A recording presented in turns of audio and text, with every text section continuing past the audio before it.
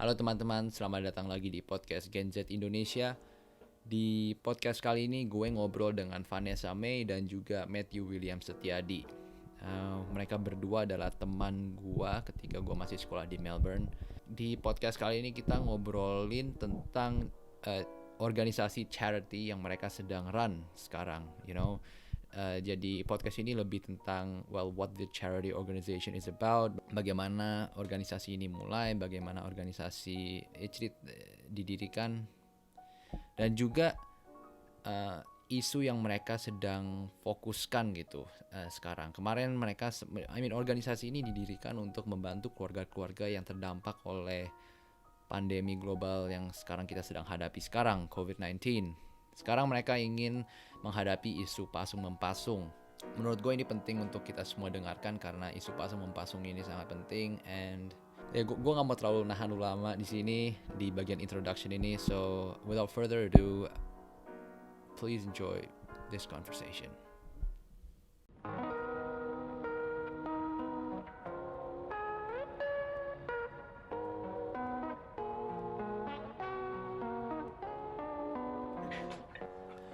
Alright. Okay deh. Vanessa, Matthew, thank you for coming to my podcast. Jadi I know that kalian tuh di sini you guys want to discuss about the project that you are currently doing. Kayak ini apa sih, kayak project charity gitu ya. Kayak beberapa bulan lalu gue udah sempet ketemu salah satu post Instagram atau Matthew sempat ngepromosin ke gue kalau kalian tuh waktu itu lagi nge-raise funds untuk COVID-19. And specifically lu tuh mau nge-raise funds, uang itu untuk membantu keluarga-keluarga yang perlu suntikan dana lah, yang mereka nggak punya rumah lagi ya. Jadi basic kayak sekitar 2 bulan lalu ya, yang pas kita mulai itu we started off as a fundraiser yang ngebantu keluarga-keluarga marginal di Indonesia yang terancam kehilangan tempat tinggal mereka because of COVID-19. Jadi we all know that COVID-19 itu ada impact-nya kepada kesehatan dan kayak rumah sakit penuh dan lain-lain. Tapi ada juga economical impact yang sangat berat, especially kepada keluarga-keluarga yang kurang mampu. Banyak dari mereka yang kehilangan rumah mereka, kehilangan pekerjaan mereka, so they can't work. Jadi therefore kayak they can't pay rent for their families. And on top of it, mereka juga harus kayak provide for their family.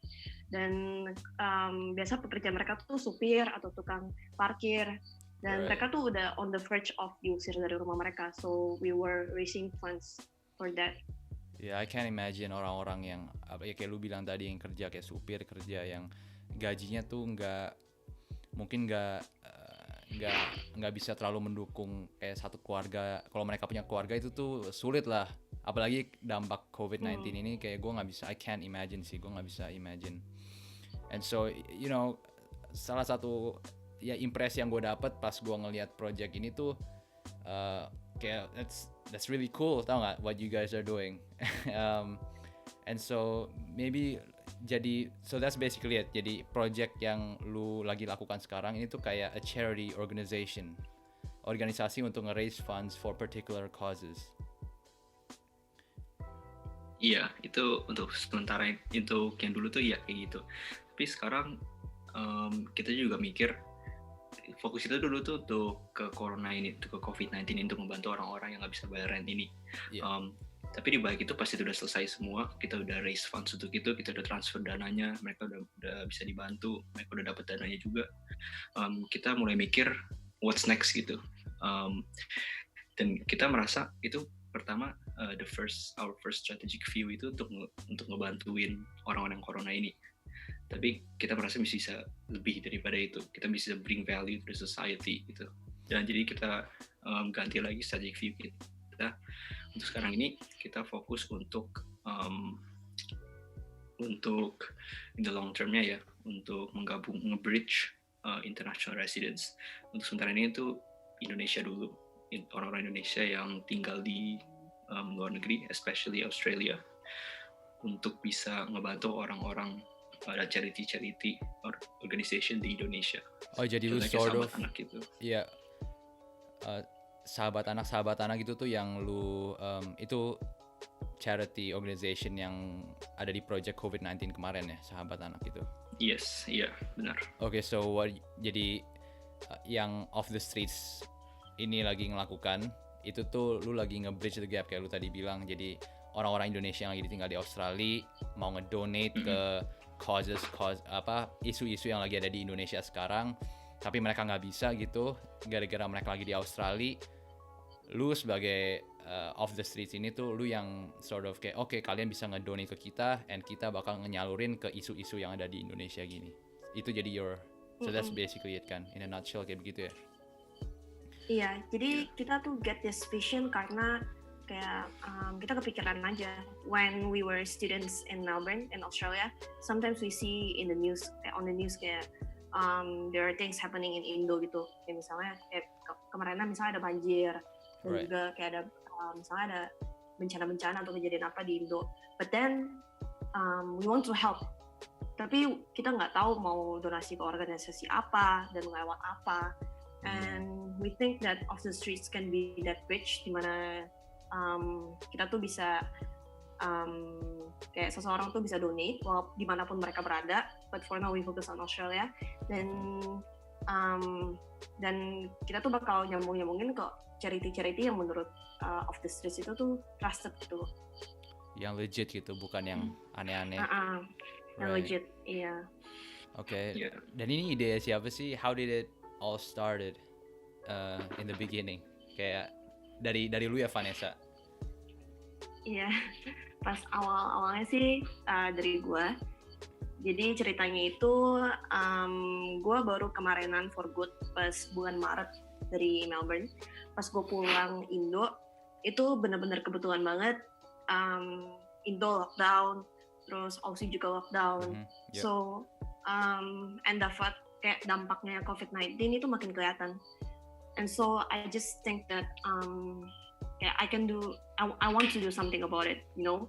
And gue coba research aja, iseng-iseng gue cari-cari. Pertamanya cuma pengen cari organizations yang bisa didonate aja gitu. Terus gue ketemu nih Sahabat Anak. Terus ya udah gue pikir, oh maybe gue bisa telepon mereka dan gue nanya-nanya aja situasinya kayak gimana, apa yang bisa gue bantu.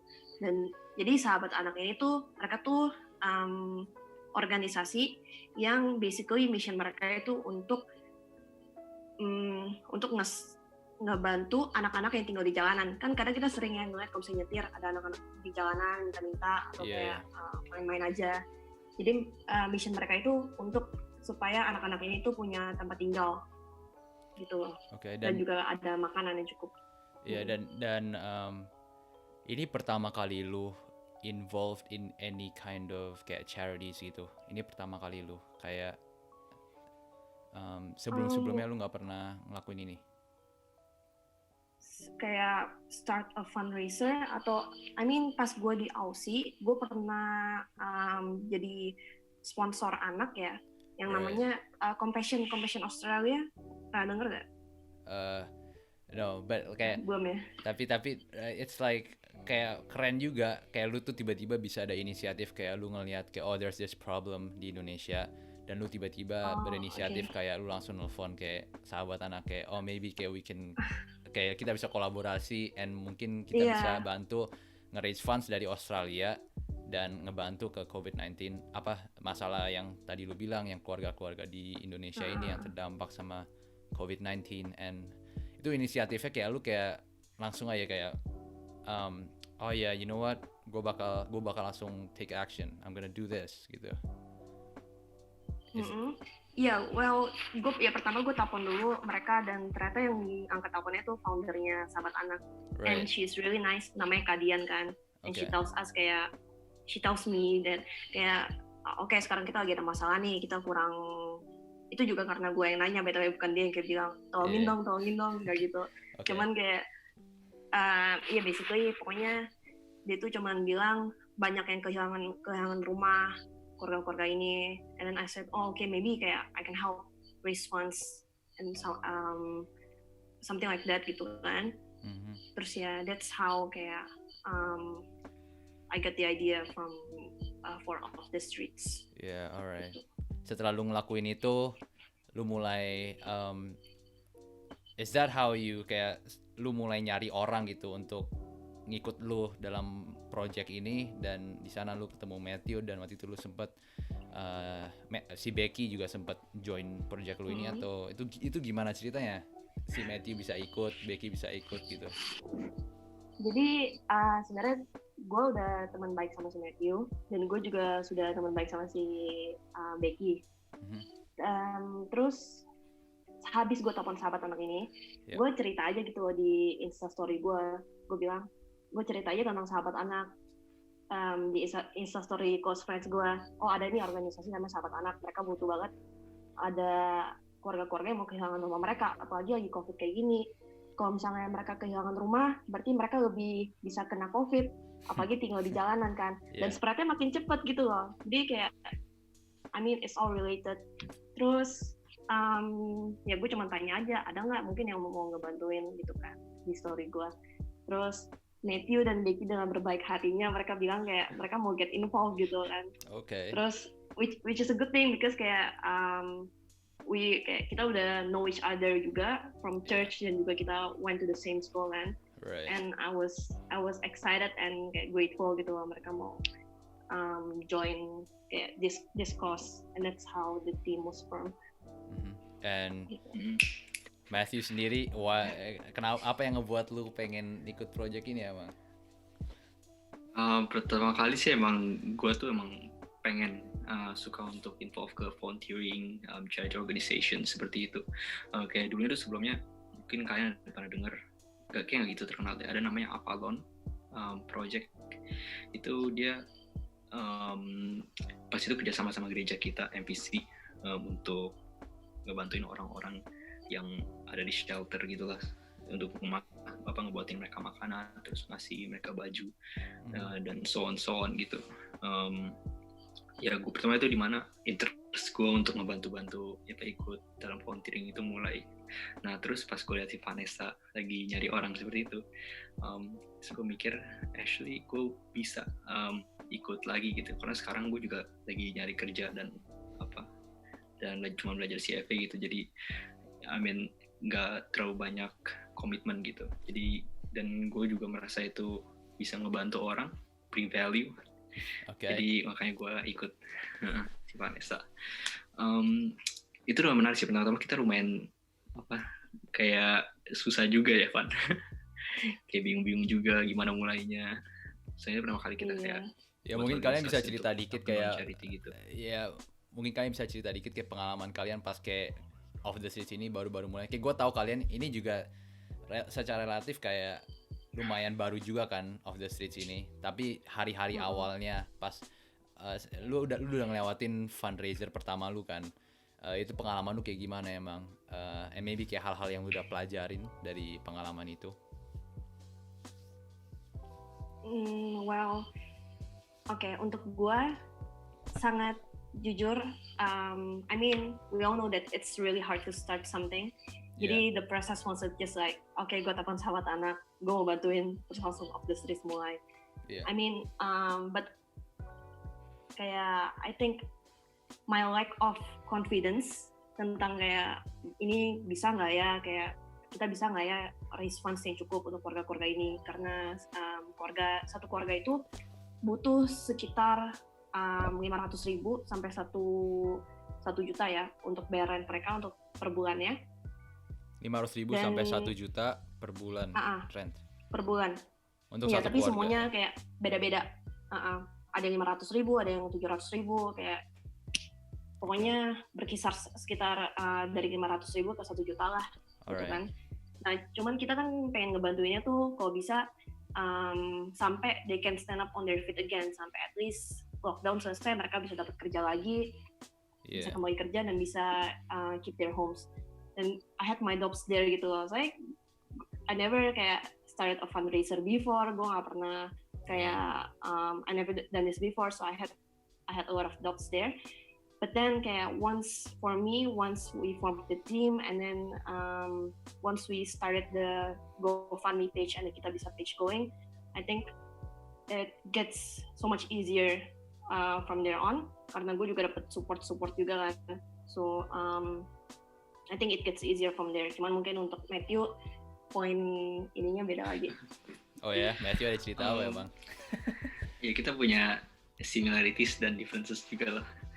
Similarities-nya juga in terms of kita sama-sama punya self doubt juga. Soalnya kayak itu pas si Vanessa nanya perlu amount-nya berapa dan berapa juta gitu, kita udah kayak oke, ini lumayan gede sih untuk kita raise gitu. Apalagi untuk kayak kita belum pernah fundraiser raise apa gitu. Iya, apalagi kayak untuk fundraiser pertama lu juga nggak sih?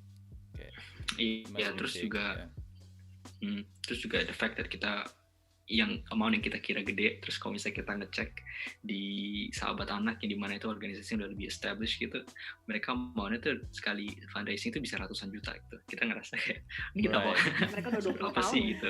Iya. I mean gara-gara kalian baru mulai aja. Iya, I mean self-doubt itu pasti ada sih. Iya, cuman ya kita kita terus coba push on aja terus sampai at least target ini tercapai gitu. Yang gue belajar sih salah satunya itu gimana kita kalau misalnya ngebuat untuk mencapai target, bahkan short term pun kita juga tetap harus ngebuat goals gitu loh, goals kecil yang gimana kita itu akan jalurin kita untuk sampai long term goal itu. Tapi karena kita ini masih baru, jadi itu semua tuh fluid, itu semua tuh bisa ganti. Mungkin kayak kalau misalnya besok gue telepon bisnis ini, nanti dia bakalan setuju sama kita terus donate sekian, dan kita mikir kayak gitu. Mungkin nggak se-easy itu, cuman kita mungkin kita ngerasa kayak nggak perlu banyak orang lah untuk kita telepon. Dan ternyata itu lumayan banyak. Ya kita kontak terus menerus, terus juga approach kita untuk kontak bisnis itu juga macam-macam. Kita masih harus kita harus eksperimen sama banyak cara gitu, dari nelpon orang, dari coba ke PO yang ada di Instagram, terus bahkan pas itu gue juga nyoba bereksperimen untuk coba marketing kaos ini lewat grup mama-mama. Oh ya. Iya. And surprisingly it works. Ada aja yang donasi. Kita juga kaget sih. Right, kita nggak berapa banyak, cuman kita kaget bisa. In terms of approach sih, Vanessa juga kreatif sih untuk mikirin approach-nya. Apa aja, Van? Approach yang lu ada? Approach untuk ininya. Jadi Raise untuk funds. kita approach ngumpulin donations-nya ya, Matt. Jadi itu lebih ke kayak kita really don't want to be those kayak organizations yang minta donations. Jadi we really avoid kayak chatting people one-on-one kayak Brian, ada nih keluarga membutuhkan, kayak mereka kasihan banget loh, donate dong gitu kan. We really avoid that kind of approach. So we focus more on Instagram. Kita kontak PO makanan, kita bilang mau kolaborasi nggak. Jadi dan kita juga kontak PO makanan yang ada di Melbourne. Jadi misalnya kayak baru kemarinan kita kolaborasi sama PO yang namanya La Macaronia. Mereka itu jadi caranya kita kolaborasi itu mereka agree to donate kayak a percentage of their profits, and in return kita bantu mereka promosiin PO-nya mereka. Alright. Jadi misalnya tuh mereka jualan kayak kemarin mereka jual macarons kan. So if someone buys a box of their macarons, then like 20% of their proceeds will be donated to off the streets. Dan semua ini based in Melbourne kan ya? Ini yang La Macaron itu tuh based in Melbourne. Based in Melbourne. Oke. Yeah. Tapi kita juga kontak bisnis yang di Indo. Alright. Jadi lu tuh approach dari lu nge-market fundraisingnya lu ini tuh dengan cara lu mau donasi lu tuh lu mau donasi lu ini tuh nge-reach sebanyak-banyaknya orang, tapi lu tuh nggak mau necessarily minta dari mereka, lu cuma mau ngasih tahu mereka, alright, donasinya ada di sini, kalau lu mau donate kayak we're here, and kalau lu ngedonate kita ada isu-isu ini, isu yang kita lagi mau tackle di Indonesia, and by donating lu bisa donate langsung atau lu bisa mungkin ngedonate-nya lewat lu ngebeli different kayak PO yang tadi lu udah sebutin kayak contohnya kayak La Macaron gitu segala. Okay. Ya ada makaroni, ada makanan-makanan lain kayak ya basically kita cuma mau more than kayak raising funds, kita juga mau raise awareness of the issue that's still happening in Indo. Right. Ya, ini isu ini tuh terjadi and we're here. Kayak we want to establish our presence, we're here. Kayak if you want more information, we're here. If you want to like donate, we're here gitu. Okay, alright. That's cool. Jadi lu kemarin sempat nyentuh COVID-19 punya isu kan, dan gue tahu kalau lu sekarang lagi mau nge-tackle isu pasung ya. Iya. Yeah, mungkin jadi, untuk pendengar yang belum tahu pasung itu tuh apa, kayak salah satu dari kalian bisa menjelaskan sedikit tentang pasung dan mempasung gitu. Itu masalah yang lumayan besar ya di Indonesia. Jadi pasung itu isu yang sangat-sangat serius, tapi sangat kayak nggak banyak orang yang tahu gitu loh. Okay. Yang pasung itu masih terjadi di daerah-daerah terpencil di Indonesia. Yang untuk fundraiser kita yang sekarang kita fokus ke pasung yang masih terjadi di NTT, Nusa Tenggara Timur. Dan jadi pasung ini itu dilakukan kepada orang-orang yang punya kegangguan jiwa, orang dengan gangguan jiwa. Dan orang-orang yang lakuin ini tuh bisa keluarga mereka sendiri, orang-orang desa mereka. Dan jadi mereka tuh dipasung karena there are kayak limited health facilities there. Kayak bayangin aja kalau misalnya mau ke klinik kesehatan aja, kesehatan badan ya, kesehatan fisik, itu aja you have to travel like 1 or 2 days to get there, and therefore you have to leave your job and you have to like take your time to go there gitu loh. Jadi jangankan kayak klinik untuk physical health, tapi klinik untuk mental health aja itu nggak ada, jarang banget. Jadi makanya mereka resort to pasung gitu. Jadi basically tangannya tuh kayak kayak ditahan gitu di kayu, dan kakinya juga, dan banyak banget yang dipasung selama bertahun-tahun sampai kayak there's a lot of cases di mana kakinya tuh nggak bertumbuh gitu loh. Jadi after kayak 5 to 8 years, jadi badannya tuh masih bertumbuh tapi kakinya mengecil sendiri gitu. Jadi orang yang ada gangguan jiwa di daerah-daerah terpencil ini, mereka tuh di borgol gitu tangan sama kakinya, dan udah dibiarin kayak gitu. Dan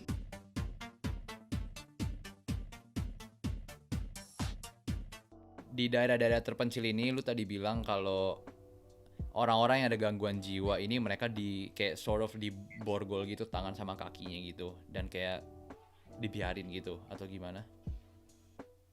Iya, jadi kalau misalnya jadi daerah-daerah terpencil ini mereka tuh bukan cuma mereka nggak punya healthcare facilities, mental healthcare facilities, mereka juga their education itu very very limited.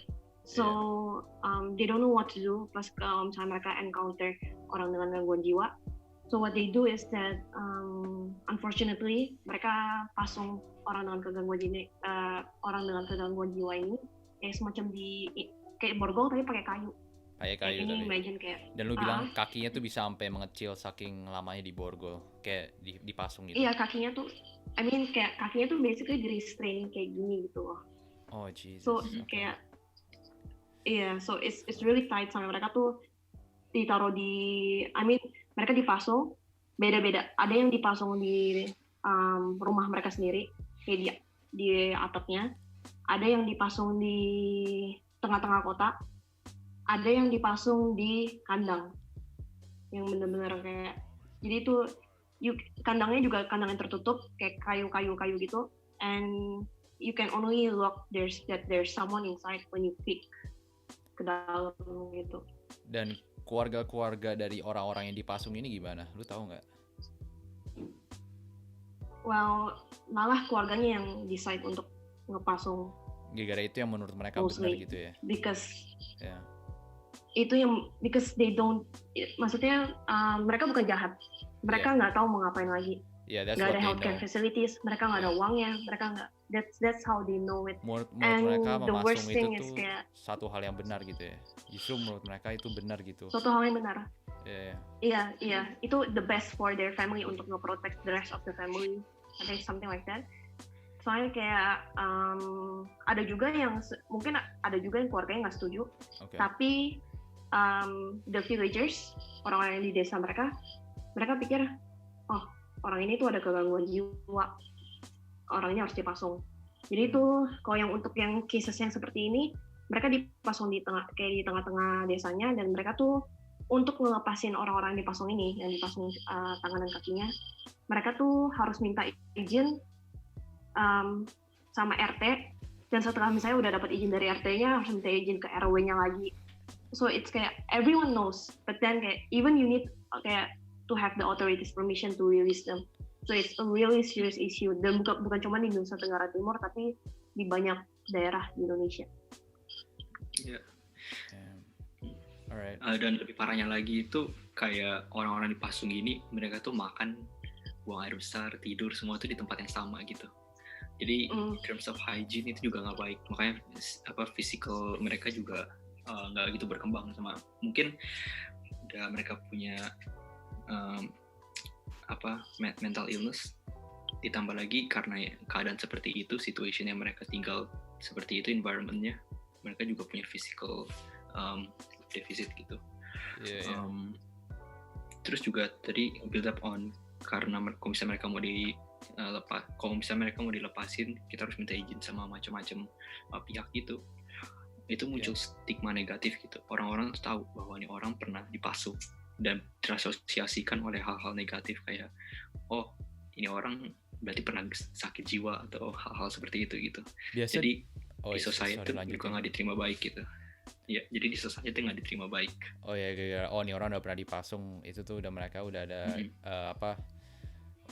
udah ada stereotype aja lah. Mereka udah ada preconceived idea kayak ini orang udah dipasung, berarti ini orang udah ada asosiasi yang negatif lah. Tipikal durasi orang dipasung itu tuh berapa lama sih? Kalian ada yang tahu nggak? Jadi pasung itu tuh bisa bertahun-tahun. Bisa bertahun-tahun, holy shit. Bisa bertahun-tahun, sampai ada yang lepasin, ada yang rilis, atau ada yang ngebantuin. Tapi you see how this kayak is really, maksudnya it's really a serious issue gitu loh. Soalnya how can they get better kalau misalnya mereka tuh dipasung? Iya, itu justru memperparah nggak sih? Lu nambah stres ke hidupnya dia. Dan juga hygiene-nya juga, ya kalau lu dipasung di kandang apalagi kayak dan jadi ini isu yang kalian lagi angkat sekarang, and gue lumayan penasaran bagaimana donasinya akhirnya bisa ngebantu orang-orang yang lagi dipasung ini. Oke, jadi kita berhubungan sama yang namanya Klinik Jiwa Renceng Mose. Itu mereka itu di bawah naungan Yayasan Karya Bakti. Dan jadi klinik Jiwa Renceng Mose itu letaknya ada di Kabupaten Manggarai, di Flores, di Nusa Tenggara Timur ya, di NTT. Dan mereka tuh punya program Manggarai Bebas dari Pasung. Jadi mereka bantuin orang-orang yang masih dipasung, mereka yang minta izinnya ke RT dan ke RW untuk yang masih dipasung di desanya. Dan mereka juga ke rumah-rumah orang-orang di desanya untuk ngecek ada nggak yang dipasung. Tapi an important thing that they do itu juga, ya mereka sebagai klinik. Jadi mereka provide the medication, mereka provide food, mereka provide anything that the patients need. Sekarang mereka ada sekitar 30 pasien. 30 pasien karena sekarang. itu juga 30 pasien sekarang, dan itu juga udah kayak capacity yang pas untuk klinik yang mereka punya sekarang. Oke. Nah, ditambah lagi karena COVID kayak gini, sekarang juga lebih susah untuk mereka reach out dan cari korban-korban kosong lagi. Oke, dan donasinya bakal ke klinik itu untuk ngebantu nge-treat orang-orang dengan gangguan jiwa di daerah NTT ini. Kira-kira kalau mereka nggak dirawat di sana, mereka akan dipasung sebagai alternatifnya.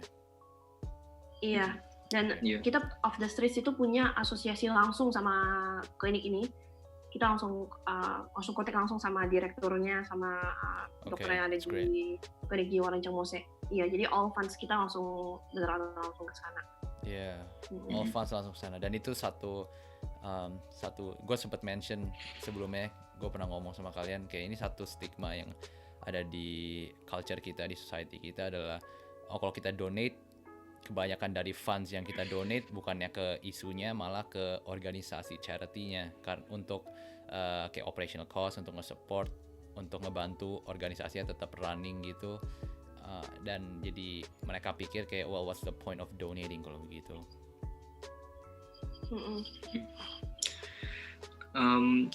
Itu ada benernya ada salahnya juga sih. Tapi yang kita tahu itu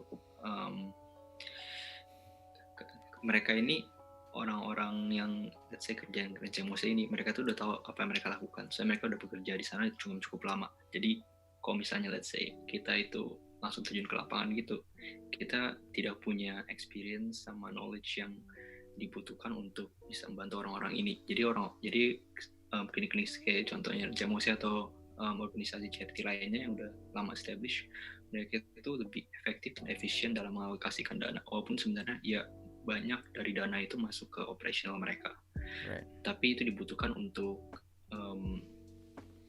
keep alokasinya itu efisien sama efektif gitu. Jadi Off the Street ini not necessarily avoid operational cost seperti ini, tapi apa yang kita lakukan, kita tuh raise awareness ke orang-orang di luar Indonesia yang mungkin bahkan mereka nggak tahu kalau misalnya masalah ini ada gitu.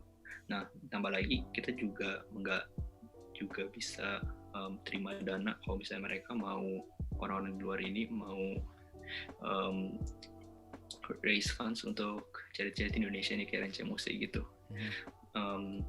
Iya, jadi sebenarnya kita juga add value ke Rancang Mose ini atau ke organisasi-organisasi charity Indonesia lainnya. Okay, right. Jadi kita basically operational cost kita itu cuman dari kita bisa GoFundMe, mereka tuh nge-charge operational kayak cost untuk fundraiser yang di-raise di platformnya mereka. Jadi misalnya 5% dari setiap donation gitu. Right, dan itu operational cost kita dari sana. Operational cost-nya ya kayak lu bilang tadi 5% itu jadi itu masih minim gitu ya, maksud kalian gitu? Iya, I think beda-beda. Jujur masih kurang ngerti sistemnya kita bisa, karena gue udah pernah coba analyze mereka punya charge ya kepada setiap donation kita, dan ada beda-beda ya, ada yang 4%, ada yang 5%. I think it depends on the amount. If it's like 4%, 5%, then gitu. masih ada kayak 90% lebih itu going directly to the cause that we're supporting kan. Yep, of course. Dan juga mungkin perbedaan kurs ya dari Aussie Aussie dollars ke Indo. Cuman we always kayak find kurs yang benar-benar yang pas lagi tingginya, kita ganti kursnya. So we really try to maximize the amount of donation kayak as much as possible. Maximize sebanyak donasinya. Alright, I think orang-orang yang dengar ini juga kayak alright, kayak bisa merasa lumayan aman, kayak kayak my donations going to the cause, tau nggak, kayak. Also kita juga kumpulin beberapa volunteer lain ya untuk yang fundraiser ini. Shout out to Ivan dan Karista. Ivan dan Karista. Mereka yang ngebantuin. Iya, mereka ngebantuin kita. Alright, that's very cool.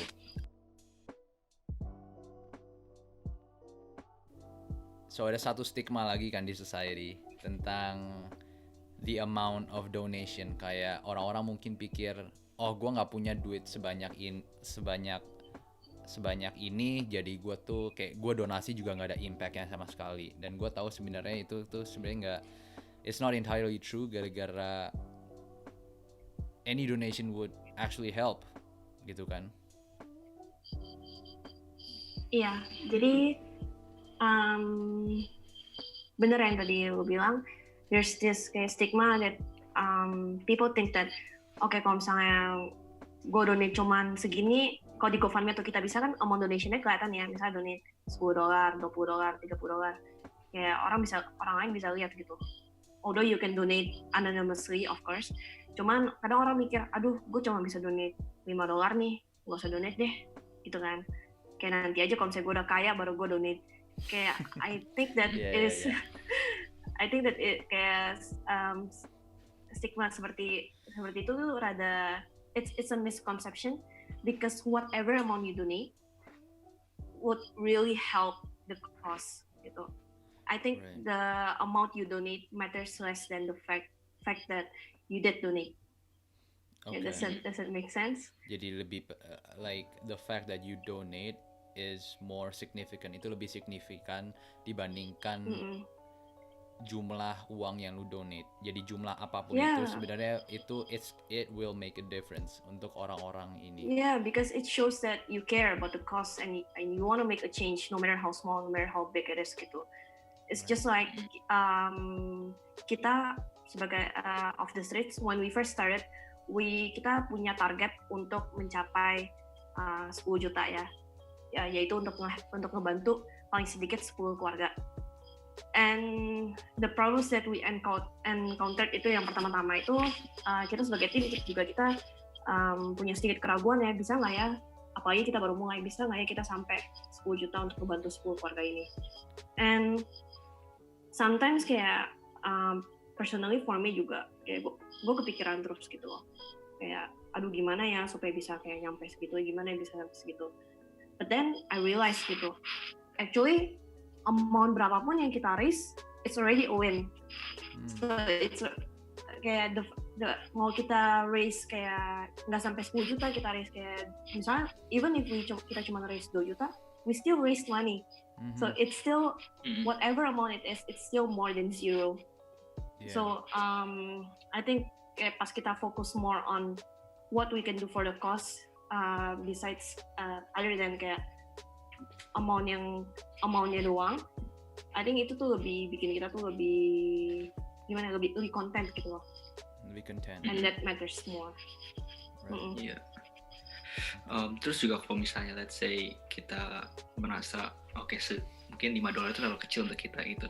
Nah, sedangkan yang berpikir seperti itu bisa ada 10 orang, dan daripada dia mikir kita terlalu kecil, mending gak usah donate gitu. Tapi kalau misalnya let's say mereka ini akhirnya donate walaupun itu kecil, tapi ada 10 orang yang donate, itu kan lebih berasa in secara akumulasi kayak it's gonna be it's gonna be significant gitu. Exactly. Iya.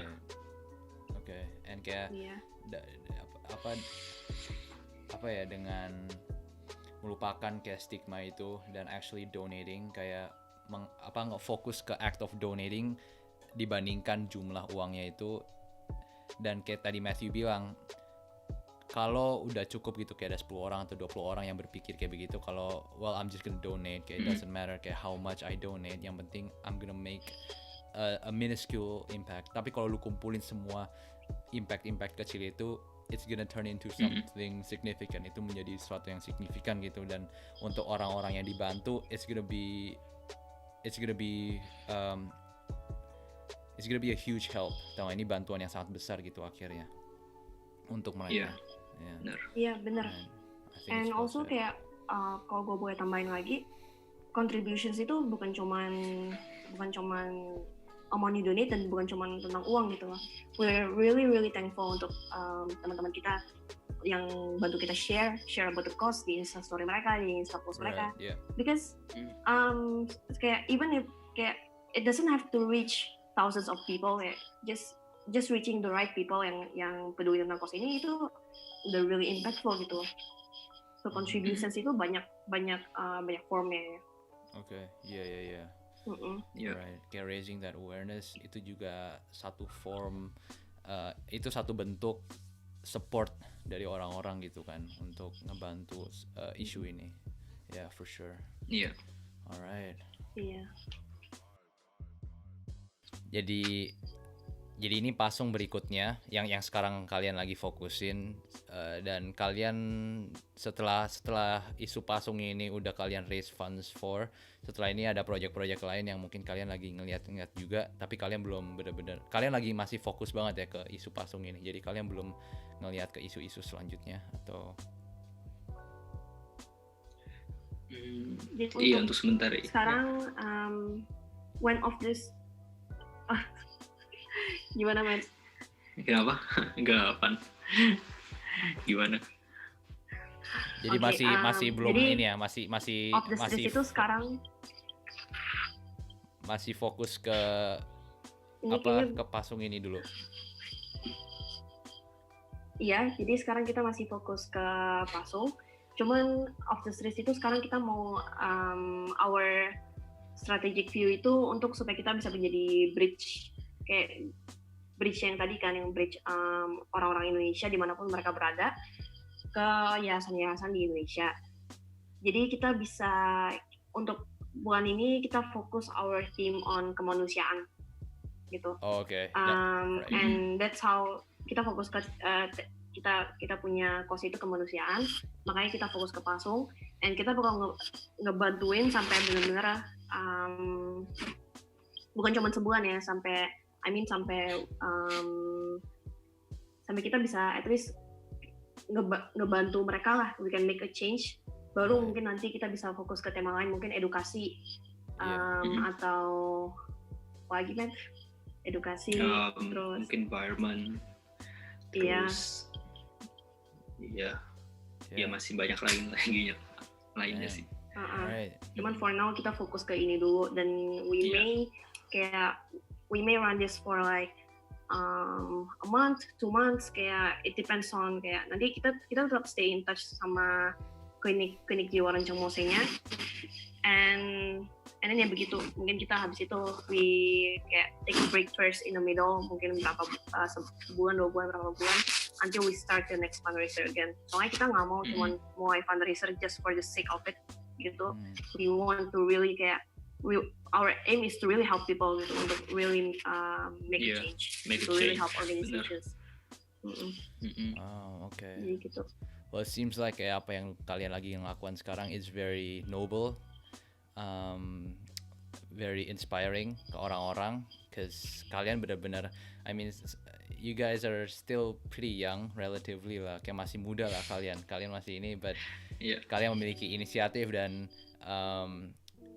ya udah melakukan sesuatu gitu untuk melakukan untuk membantu kondisi di dunia, membantu beberapa isu yang lagi ada di Indonesia, membantu orang-orang yang lagi people who are suffering in Indonesia. So I think it's good, dan juga outlook untuk masa depan dari organisasi ini juga gue ngeliat kayak it looks promising, and so all the best untuk your future fundraisers, for your future endeavors. Just good luck.